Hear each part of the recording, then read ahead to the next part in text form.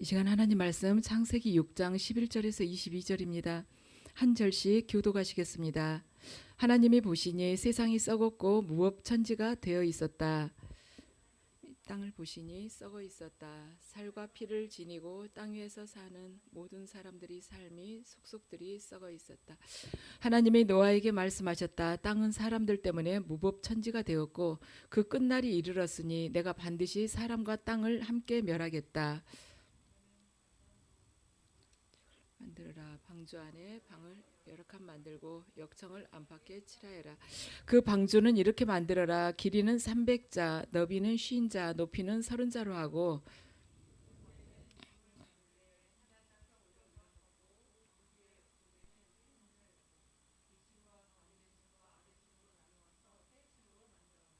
내가 이제 땅 위에 홍수를 일으켜서 하늘 아래에서 살아 숨쉬는 살과 피를 지닌 모든 것을 쓸어 없앨 터이니 땅에 있는 것들은 모두 죽을 것이다.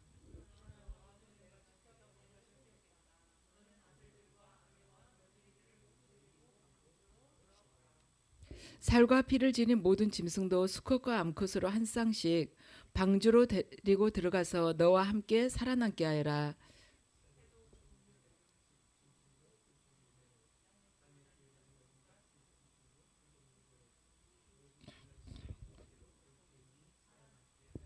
그리고 너는 먹을 수 있는 모든 먹거리를 가져다가 쌓아두어라. 이것은 너와 함께 있는 사람들과 짐승들이 먹거리가 될 것이다. 노아는 하나님의 명하신 대로 다 하였다. 꼭 그대로 하였다. 아멘. 주님, 이 밤 저희들 아버지를 온전히 바라보면서 주님의 그 은혜를 간절히 청합니다. 저희들 믿으면서도 아버지께 온전하게 저희 마음을 다 드리지 못했고 또 삶 속에서 구별해서 산다는 것이 항상 어렵게만 느껴졌었지만 오늘 말씀을 통해서 노아가 평범한 삶인 것 같지만 그 가운데서 의롭고 흠이 없는 자로 주님으로부터 평가를 받고 또한 그가 그 마지막 타락한 무법천지인 그 시대 속에서도 주님께 심판에 대한 계시를 받으며 아버지 그 심판을 대비하는 자로 살아왔었듯이 저희들 또한 심판과 구원에 대비하면서 날로 삶이 새로워지게 하시옵소서.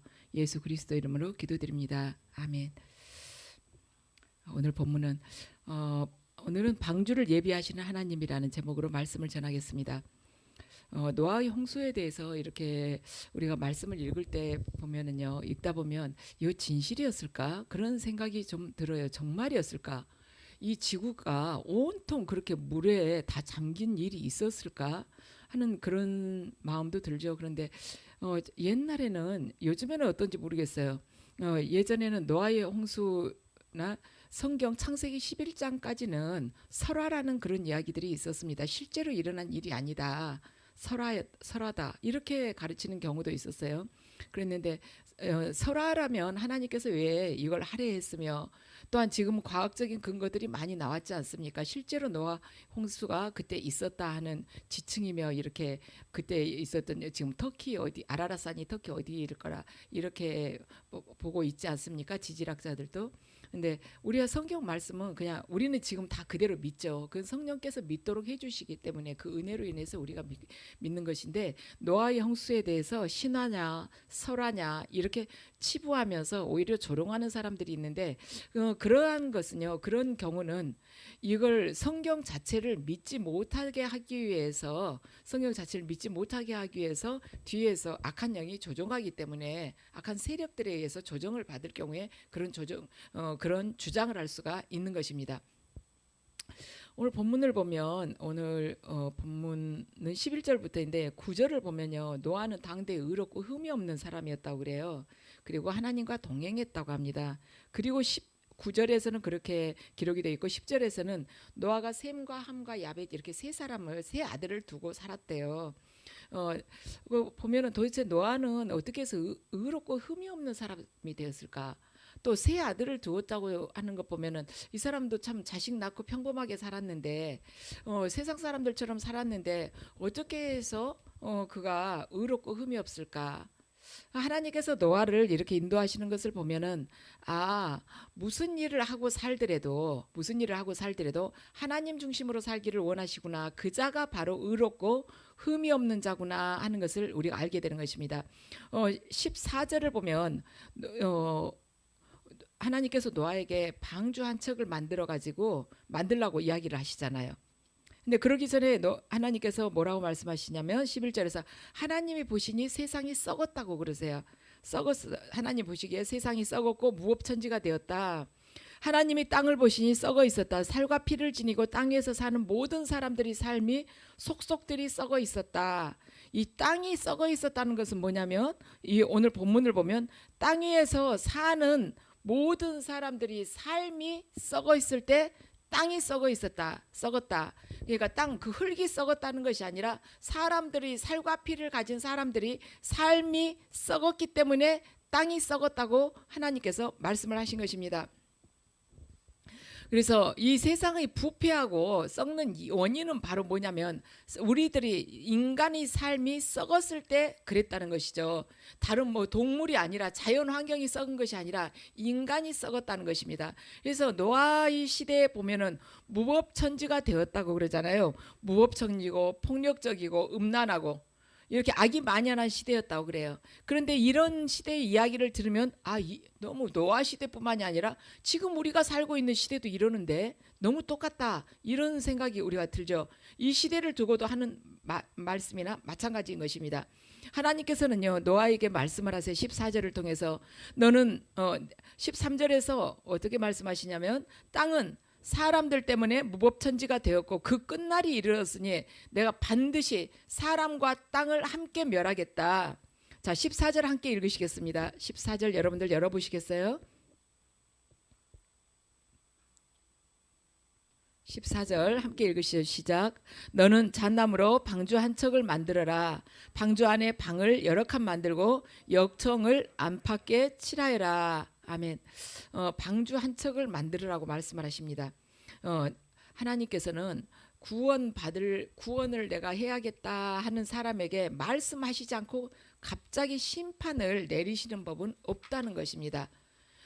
소돔과 고모라를 멸할 때도 하나님께서 내가 아브라함에게는 말을 해야지 하면서 아브라함에게 소돔과 고모라를 멸할 작정이라고 말씀을 하시죠.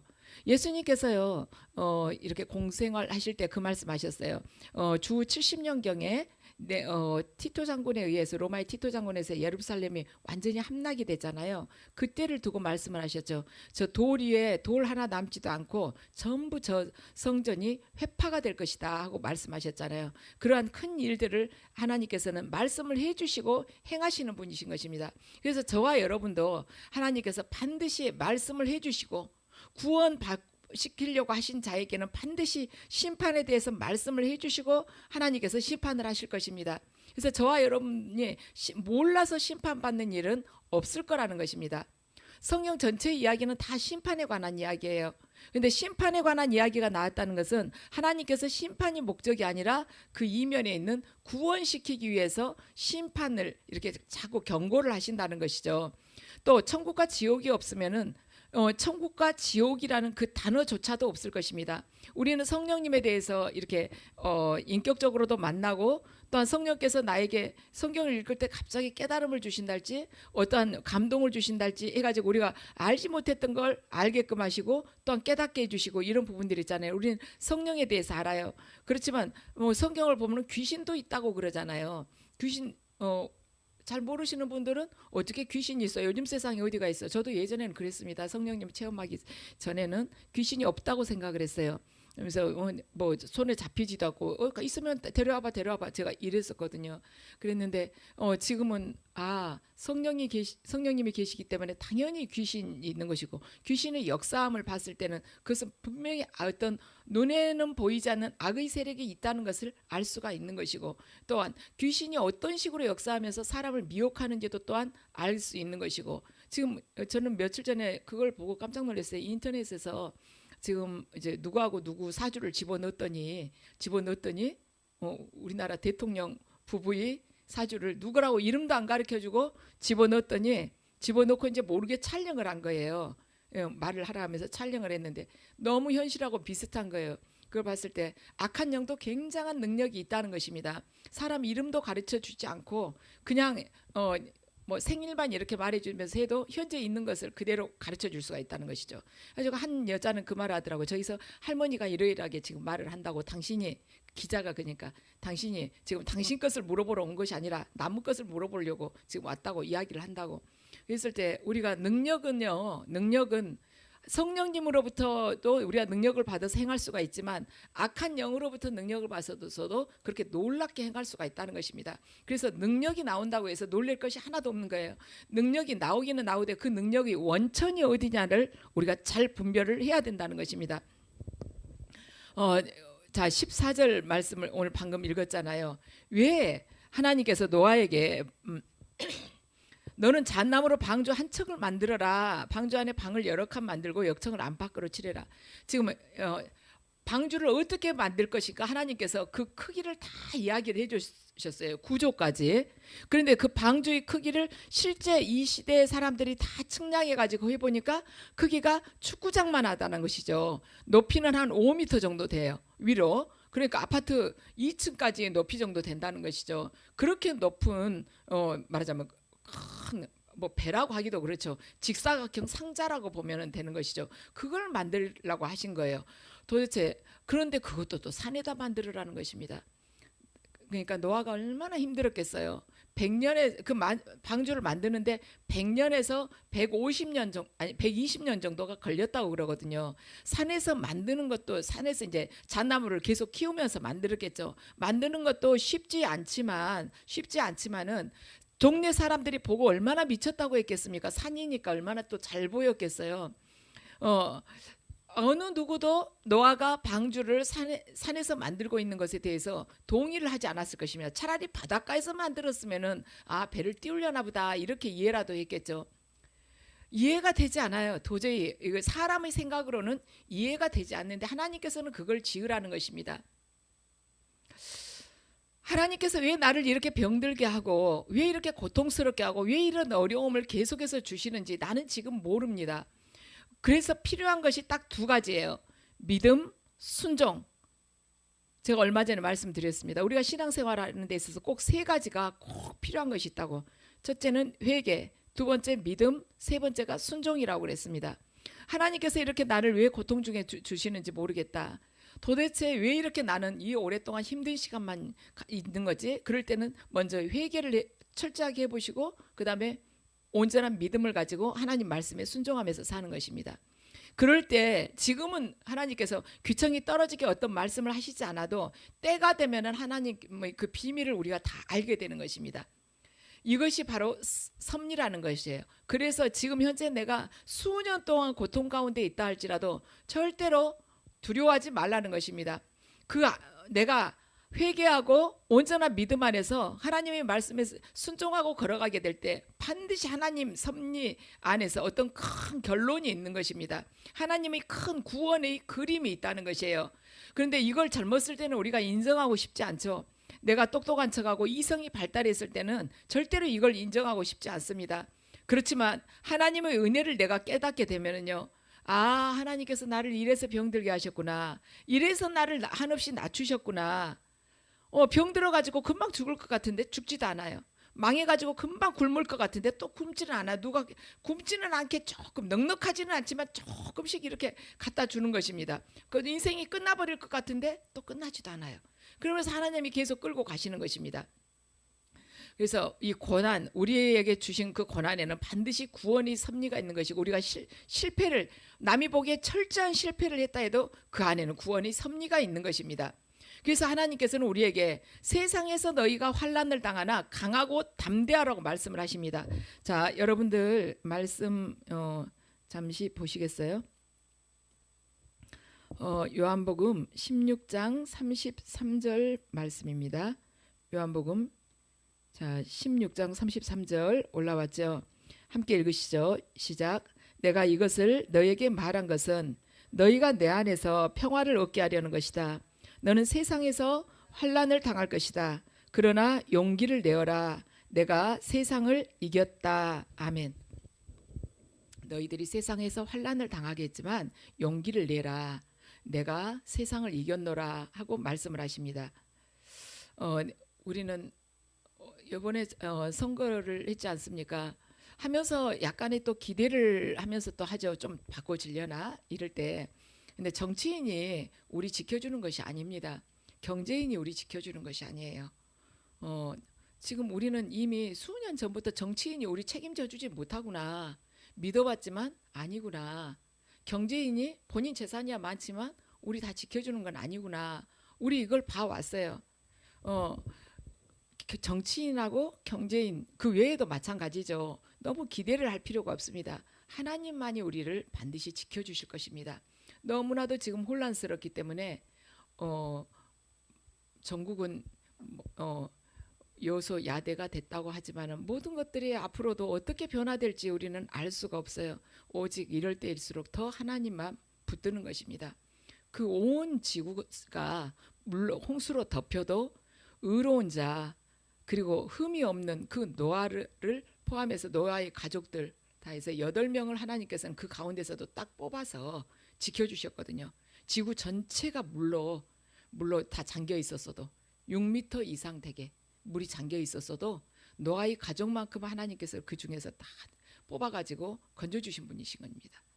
온 세상이 아무리 부패하고 험악하고 타락했다 할지라도 우리가 하나님 앞에서 의롭고 흠없는 자로 살아간다면 하나님께서는 우리들의 믿음을 보시고 우리들 각자뿐만이 아니라 가족까지 다 반드시 구원에 이르게 해주신다는 것입니다. 이것이 성경의 약속이에요.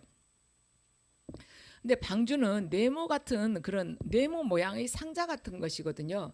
그러면 여러분들 생각해 보세요. 되게 배들이 다 이렇게 유선형으로 생겼죠. 쭉 앞으로 나가기가 좋게. 근데 네모 상자는 어떻게 돼요?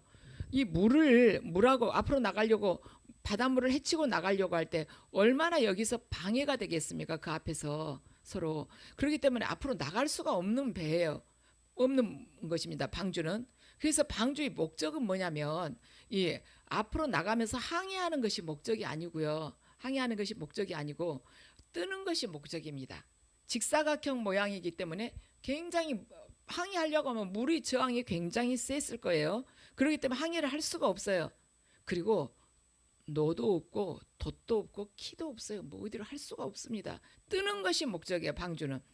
그런데 하나님께서는 그 안에 많은 칸을 만들라고 지시를 하십니다. 그리고 역청을 칠하라는 것이에요. 마지막으로 역청을 칠하라는 것입니다. 방주는 어떻게 해야지 완성이 되냐면 역청을 칠해야만이 완성이 되는 것입니다.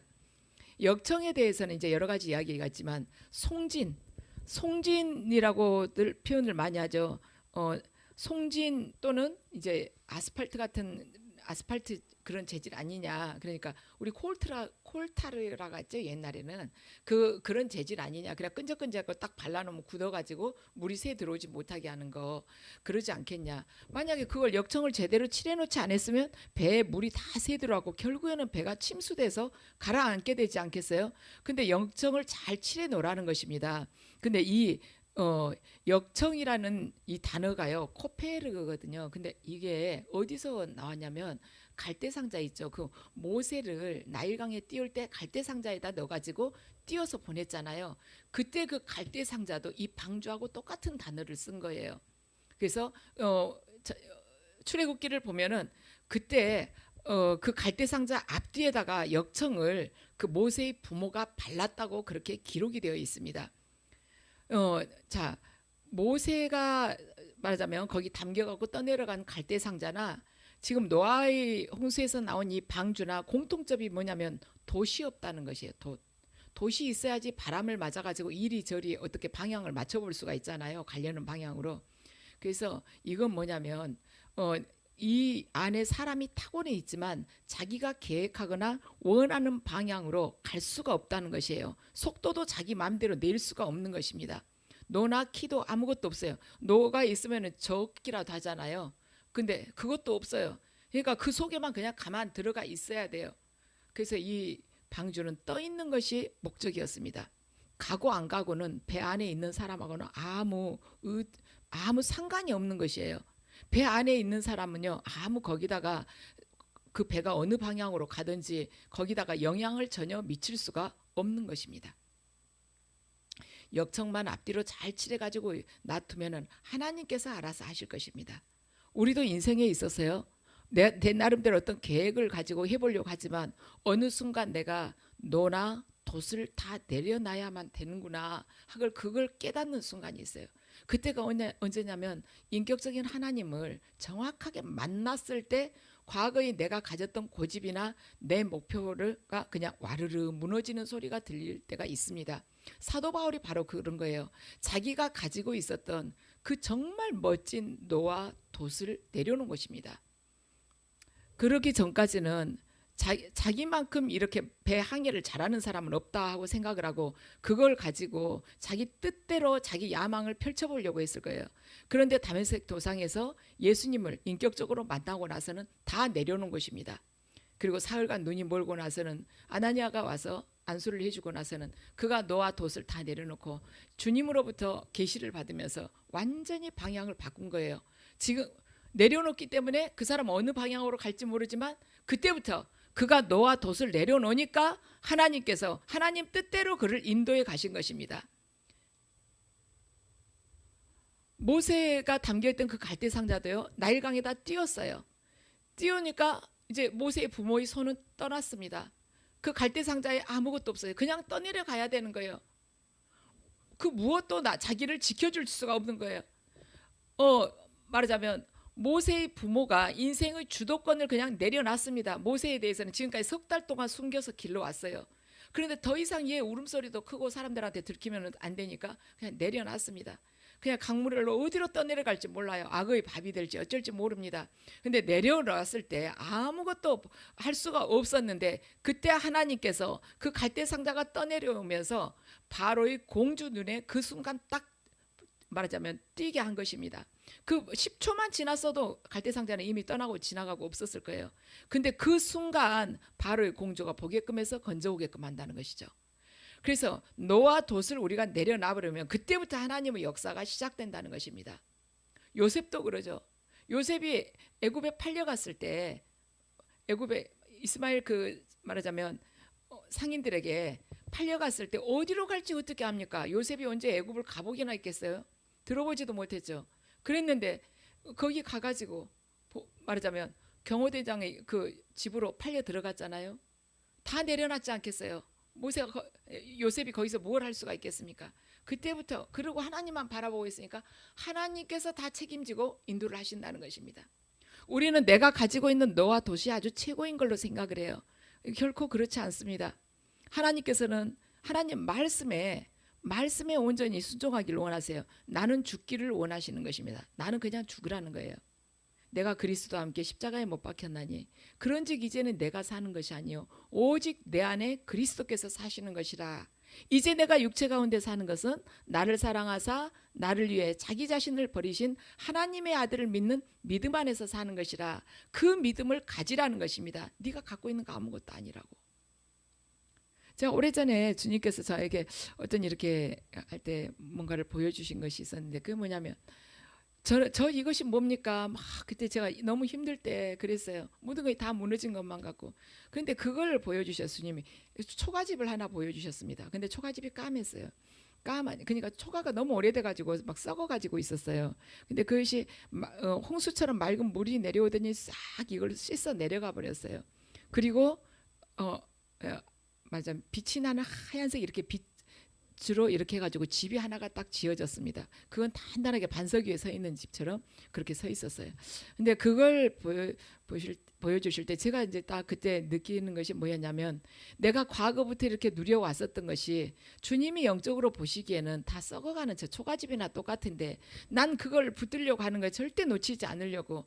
근데 하나님께서 네가 내 안에서 새롭게 거듭나가지고 내가 인도하는 삶을 따르게 된다면은 이렇게 반석 위에 집을 짓듯이 영원히 흔들리지 않는 그러한 집을, 영적인 집을 짓게 되는데, 너는 왜 다 썩어 없어질 그 세상 것만을 가지고 그 눈으로 그렇게 안절부절을 하면서 그걸 취하지 못해 가지고 그러냐는 그러한 의미를 저에게 주셨었거든요. 그래서 우리는 내가 가지고 있는 노아 도시 아주 안전하고 능력 있다고 생각하고 이만한 것이 없다고 생각할 수 있지만, 그걸 내려놓을 때 하나님께서 역사를 하시는 것입니다. 그냥 밑바닥까지 딱 내려놔 버리세요. 그러고는 하나님께서 원하시는 대로 제가 그냥 끌려가겠습니다 하고 나를 그냥 내놔 버리는 것이에요. 자, 15절 16절 우리 함께 읽으시겠습니다. 자, 15절 16절입니다. 시작. 그 방주는 이렇게 만들어라. 길이는 300자, 너비는 50자, 높이는 30자로 하고, 그 방주에는 지붕을 만들되 한 자 치켜 올려서 덮고, 방주의 옆쪽에는 출입문을 내고 위층과 가운데층과 아래층으로 나누어서 세 층으로 만들어라. 아멘. 방주의 옆쪽에는 출입문을 내고 위층과 가운데층 와 아래층으로 나눠서 세 층을 만들으라는 것입니다. 이 방주는 문이, 창문이 옆에는 전혀 없어요. 위에만 있는 것이죠. 위만 바라보라는 것이죠. 바로 이 세상, 바다는, 성경에서 바다는 주로 세상을 뜻해요. 열방, 세상을 뜻하는데 세상을 바라보지 말라는 것입니다. 이들이 만약에 바다를 바라봤으면은 노아의 가족들이 기절초풍했을 거예요. 기절해가지고 아마 정신 이상해졌을 것입니다. 속에서 짐승들은 울어대지 밖에 내다보면 시체는 둥둥 떠다니, 얼마나 시체가 엉겨가지고 떠다녔겠습니까? 1년 가까이 그 배 안에가 있었잖아요. 그때 썩고 문드러지고 얼마나 그 시신들이 이 바닷물 속에서 떠다녔겠어요. 그걸 보고 어떻게 살 수가 있겠습니까? 하나님께서 오직 하늘만 바라보라고 하신 것입니다. 바로 이 방주, 우리의 삶 속에서도 세상 바라보지 말라는 것이에요. 세상이 침투에 들어오지 못하도록 역청을 바르라는 것입니다. 그래요. 이 방주를 오늘날 교회라고 합니다. 교회로 보고 있어요. 그러면 교회는 무엇으로 역청을 바를 것인가? 이 역청을 교회는 뭘로 바를까? 세상의 것이 침투에 들어오지 못하도록 무엇으로 역청을 바를까? 성령의 기름 부으심으로 바른다는 것입니다. 성령의 기름 부으심 없이는 교회가 절대로 될 수가 없는 것입니다. 교회가 이 세상의 화려한 건물, 세상에 높고 멋진 건물도 얼마나 많겠습니까? 그렇지만 그 세상의 많은 교회들이 갖지 않는 유일한 것이 뭐냐면은 성령의 기름 부음 아닙니까? 그래서 교회가 성령의 기름 부으심으로 역청을 발라야 된다는 것입니다. 교회의 목적, 그리고 교회의 목적은 뭐냐면 교회 와서 무슨 일을 얼마나 하느냐가 목적이 아니라 떠 있는 것이에요. 이 죄악된 세상 속에서 구별되게 온전하게 빛을 발하면서 떠 있는 것입니다. 세상이 이 안에 들어오면 반드시 교회는요, 교회로서의 그 독특한 정체성을 잃어버리고 침몰하게 될 것입니다. 그래서 교회와 세상이 연합을 하게 되면 그것은 교회가 아니에요.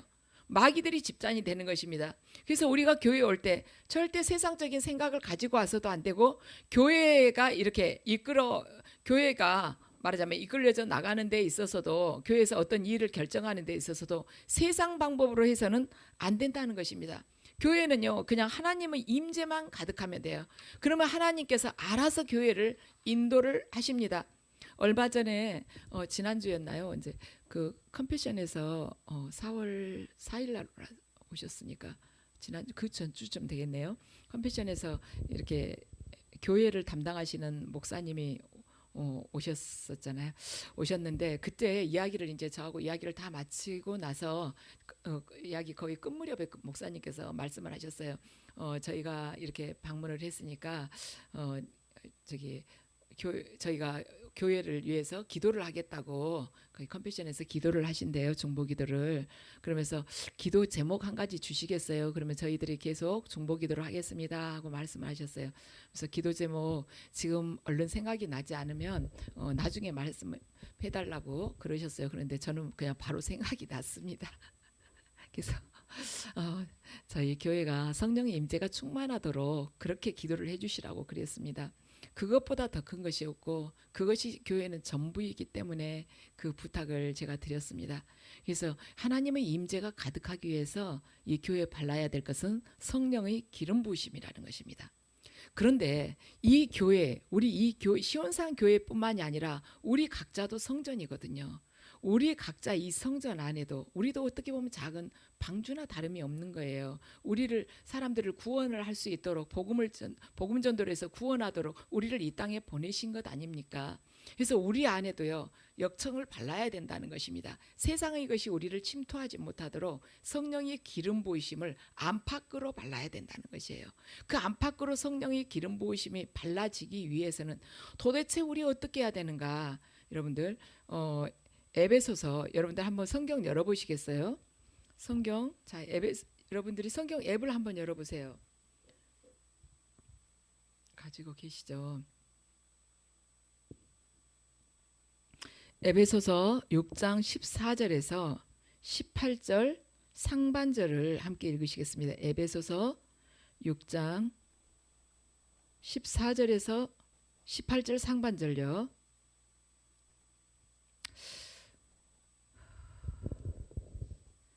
자, 사도 바울이 에베소서를 통해서 우리는 도대체 무엇을 어떻게 발라야 되는지를 정리를 해놓았습니다. 자, 함께 읽으시겠습니다. 시작.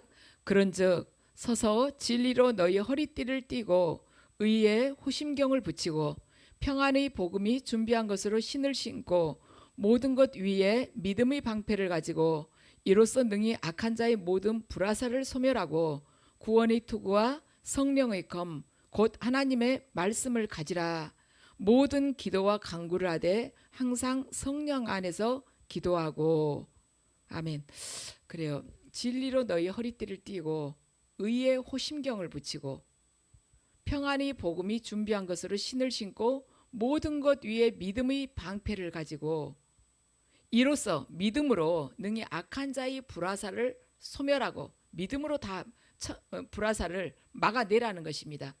구원의 투구와 성령의 검 곧 하나님의 말씀 그걸 가지라는 것이요. 가지라는 것은 내 영혼 육에 하나님의 말씀이 완전히 스며져 있어야 된다는 것이죠.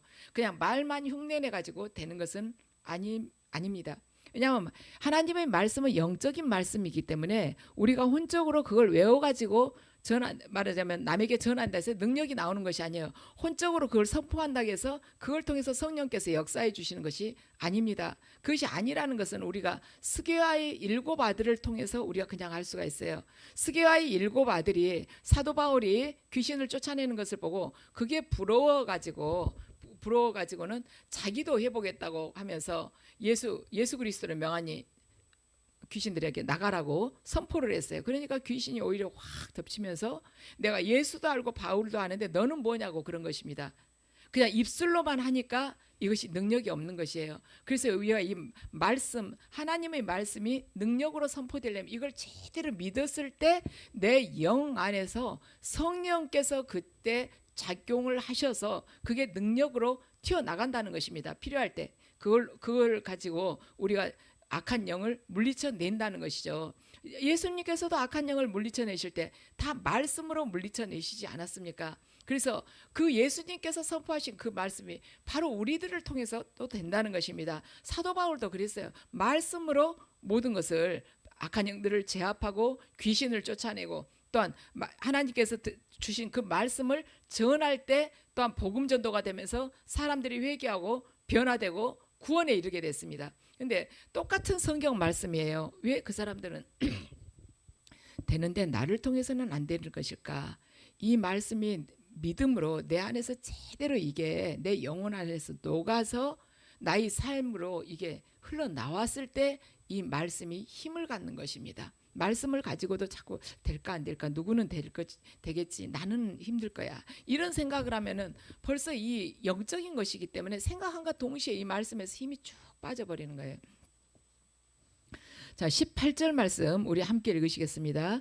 18절요. 오늘 18절 말씀. 자, 시작. 그러나 너하고는 내가 직접 언약을 세우겠다. 너는 아들들과 아내와 며느리들을 모두 데리고 방주로 들어가거라. 살과 피를 지닌 19절입니다. 살과 피를 지닌 모든 짐승도 수컷과 암컷으로 한 쌍씩 방주로 데리고 들어가서 너와 함께 살아남게 하여라. 새도 그 종류대로 집짐승도 그 종류대로 땅에 기어다니는 온갖 길짐승도 그 종류대로 모두 2마리씩 너에게로 올 터이니 살아남게 하여라. 아멘. 하나님께서 그러세요. 노아에게 내가 너하고 직접 언약을 세우겠다는 것입니다. 언약이라는 것은 뭐냐면 하나님의 일방적인 약속이에요. 우리는 하나님하고 같이 약속을 할 수가 없어요. 노아도 마찬가지입니다. 노아도 약속을 지킬 능력이 없어요. 우리도 또한 지킬 능력이 없는 것입니다. 하나님만이 그분께서 약속하시고 그분께서 지키시는 거예요. 무엇을 걸고 약속을 하시냐면 하나님께서는 이 언약을 세울 때요, 당신의 존재 전부를 걸고 약속을 하시는 것입니다. 그래서 왜 여러분과 제가 이 언약을 붙들어야 되냐면 하나님은 능력이 있으신 분이시기 때문이에요. 그분은 능력이 있는 분이시기 때문에 그분 자체가 언약을 반드시 지키시는 분이고 일방적으로 말씀하셨어도 지키시는 분이고, 그렇기 때문에 우리가 이걸 붙들어야 된다는 것이에요. 하나님께서는요, 언약을 인간하고 같이 세우지를 못합니다. 인간이 하루에도 수십 번씩 변덕이 죽을 듯 하지 않습니까? 자기 자신 하나도 못 지키고 감정이 왔다 갔다 하는데 그런 인간하고 어떻게 언약을 세우겠습니까? 아브라함과 함께 그 언약을 세울 때도 아브라함이 해질 무렵에 약간 이렇게 말하자면 잠이 들 듯 말 듯 그런 상태에서 잠이 거의 들 무렵에 하나님께서 횃불을 가지고 가운데로 쪼개진 짐승 사이로 지나가시지 않았습니까? 아브라함하고 실은 같이 지나가야 돼요. 둘이 언약을 세우려면. 그런데 하나님께서 혼자 지나가신 것입니다. 그 사랑이 얼마나 큰 사랑인지. 왜냐? 하나님께서 그걸 만약에 그 언약을 지키지 않으면은 쪼개진 짐승처럼 하나님께서 쪼개져야 되는 거예요. 하나님께서. 근데 하나님 당신께서 당신 스스로가 언약을 세우시면서 언약을 지키신 것입니다. 우리 인간이 못 지키는 약속, 하나님께서 당신 아들을 쪼개서라도 하나님께서 우리를 구원을 시키시는 분이세요. 그분은. 그래서 우리가 언약을 반드시 붙들고 걸어가야 된다는 것이에요. 하나님의 말씀은 변개치 않습니다. 하나님의 그 말씀은 절대로 바뀌지가 않아요. 하나님께서 우리에게 주신 사명도 그래요. 바뀌지 않습니다. 나는 이것 좀 바꿨으면 좋겠어. 그런데 하나님은 안 바꾸세요. 그래서 우리가 처음에 사명을 받게 되면은요, 그걸 끝까지 붙들고 가야 된다는 것입니다. 힘들다는 거 하나님께서 다 아세요. 어떤 점이 저희가 힘들 것이다, 그것까지 다 알고 계십니다. 그렇지만 내가 너와 돛을 내려놔 버리면 하나님께서 그때서는 당신 뜻대로 이끌어 가신다는 것이죠.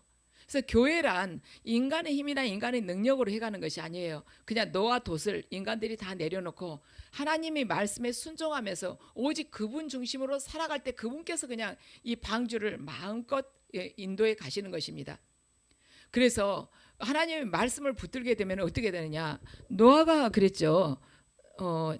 너의 아들들과 아내와 며느리들까지도 모두 방주로 들어가서 구원받지 않았습니까? 그래요. 그걸 붙들면 그 사람뿐만이 아니라 그 가족까지 다 하나님의 그 언약을 붙들고 걸어가게 되면 그 가족까지 다 구원해 주신다는 것입니다. 여리고성 보면 창녀 라합이 어땠어요? 정탐꾼들이 그 두 사람이 왔을 때 라합이 그 사람들을 숨겨줬습니다. 그래서 살아서 다시 돌아가게끔 했어요. 그랬는데 그때 뭐라 했어요? 당신들이 이 여리고에 들어오게 되면 반드시 나를 살려줘야 된다. 그래가지고는 붉은 줄을 내려놓으라고 그러잖아요. 그런데 어때요? 라합뿐만이 아니라 라합 집안에 있는 모든 사람들을 살려주지 않았습니까? 공을 세운 사람, 도와준 사람은 라합 하나뿐이지만 그 약속, 하나님 앞에서 한 약속으로 인해서 모든 가족들이 다 살게 됐어요. 빌립보의 간수도 그랬잖아요. 빌립보 감옥을 사도 바울에게 와가지고 제가 뭘 어떻게 해야 되겠습니까? 차고가 다 풀려져서 문도 다 열렸어요. 도망간 줄 알고 자기를 하려고 했는데 바울이 가만히 있으라고 그러잖아요. 우리 도망가지 않았다고. 바울과 신라가 우리 여기 있다고. 도망가 버렸으면 이 사람이 어차피 사형을 당해야 되니까. 그러니까 거기서 이 사람이 감동을 한 거예요. 충분히 도망갈 수 있는데도 도망가지 않았다는 것. 제가 어떻게 하면 좋겠습니까? 제가 어떻게 해야지 구원을 받을 수가 있을까요? 그때 밤에 세례를 받고 가족까지도 다 구원받지 않았습니까? 그래요. 저와 여러분이 작은 자인 것 같지만 하나님 앞에서는 결코 작은 자가 아닌 것입니다. 우리가 에녹도 그래요. 에녹이 350년을 살고 죽음을 맛보지 않고 하늘나라로 갔잖아요. 에녹에 대해서 성경에 기록된 것을 보면은요, 아들을 낳고 아들 무두셀라를 낳고 그 후로 65세의 아들 무두셀라를 낳고 그 후에 300년을 살면서 아들들 더 낳았다고 그래요. 그리고 에녹에 대한 기록이 뭐가 하나가 더 있냐면 하나님과 동행했다는 것입니다. 아들 낳고 하나님과 동행했다는 것이에요. 보면은 너무 단순한 이야기인 것 같죠. 그거 보면은 우리들처럼 평범한 이렇게 가정생활하고 세상 속에서 같은 비슷한 삶을 살았지만 에녹은 죽음을 맛보지 않고 하나님께서 데려가신 거예요. 우리도 그 삶을 가만 보면, 노아를 보면 그 타락한 세상 속에서도 의롭고 흠없는 자로 살았을 때 온 세상이 물에 잠겨도 그를 건져냈다는 것입니다. 온 세상이 썩어서 부패한 냄새가 나도 우리가 의롭고 흠없는 자로 살아간다면 하나님께서는 반드시 우리들을 건져내시고, 저와 여러분 건져내시고 그 가족들도 모두 건져주신다는 것입니다. 그 현장이 없었지만 가족들 건져주신다는 거예요. 빌립보 감옥에 그 간수의 가족들이 없었어도 사도 바울이 가서 그들 세례받게 하고 구원받도록 한다는 것입니다. 그래서 저와 여러분의 삶은 작은 삶이 아닌 것입니다. 근데 그 귀한 삶이 기회가 언제냐면 바로 지금인 것입니다. 지금 정말 믿음을 갖기가 너무나도 힘든 시대예요. 모든 것들이 급변하기 때문인 것이죠. 그러면서 이 세상 곳곳에서 전쟁이 나기 때문에 지금 어디가 전쟁이 났는지 우리 기억하기도 어려울 정도로, 그리고 사람 몇 명 죽는 것은 뭐 미사일 때려 몇 명 죽는 것은 이제 뉴스도 아닐 정도로 그렇게 세상이 변화가 되고 있는 것입니다. 땅이 흔들리고 전쟁이 나고 또 정권들도, 정치도 그렇고 경제적인 것도 정말 모든 악재들이 한없이 많지 않습니까? 그런데 우리는 소망이 있지 않습니까? 하늘을 바라볼 수 있다는 거. 온전히 이 땅에 주님 앞에 엎드려서 오직 그분 하늘을 바라보면서 그분께 소망을 두고 살 수가 있잖아요. 저는 이 시대에 정말 하나님 모르는 분들은 어떻게 살까, 잠도 안 오겠다 그런 생각이 들어요. 우리는 하나님 그분께서 우리에게 주신 약속의 말씀이 있는 것입니다. 그 약속의 말씀을 붙들고 정말 세상 사람들처럼 세상 사람들이 봤을 때 우리 너무 평범할 거예요. 그냥 가정 살림하고 직장 생활하고 자녀 낳아서 기르고 또한 그냥 뭐 교회라고 이렇게 가는 것 같고, 그 사람들 보기에는 너무 비슷한 것 같지만 보는 시선의 결국이 다르다는 거예요. 목표치가 다르다는 거예요. 그 사람들은 이 땅에서 어떻게 하면 잘 먹고 잘 살고 많이 쌓아놓고 많이 물려줄 수 있을까를 생각하지만 우리는 하나님 나라를, 영원한 것을 바라보며 살아가는 것입니다. 그래서 저와 여러분 모두가 정말 역청으로 방주의 안팎을 바르고 말하자면 안전하게 세상이 모두 물에 잠겨도 떠 있음으로 인해서 구원을 받았듯이 저와 여러분이 영혼 육에 성령의 기름 부으심을 바르고 이 땅에서 구별된 자로서 오직 하늘만 바라보고 살아가게 된다면 아무리 어지럽고 혼탁한 세상 속에서도 우리가 주님께 영광 올리면서 그분 앞에 나아가고 마침내 주님으로부터 건진받는 자들이 될 것입니다. 그래요. 무엇을 어떻게 살까? 세상 사람하고 너무 비슷한 것 같은데 어떻게 살아야지 우리가 의롭고 흠없는 자로 살까? 딱 그 비결은 하나인 것입니다. 모든 매 순간에 내가 지금 이거 하나님께 영광 올리며 살고 있는가? 말씀하고 일치되고 있는가? 이것만 생각하면 되는 것입니다. 그러면은요, 뭐 분별하고 뭐 할 거 없어요. 성경 말씀하고 지금 내가 일치된 일을 하고 있는가? 일치된 생각을 하고 있는가? 일치된 행동을 하고 있는가? 그러면 행동을 하면서 내가 하나님께 영광을 올리면서 하고 있는가? 아니면 내가 영광을 받으려고 하고 있는가? 이것만 구별하면서 말씀대로 걸어가면 되는 것입니다.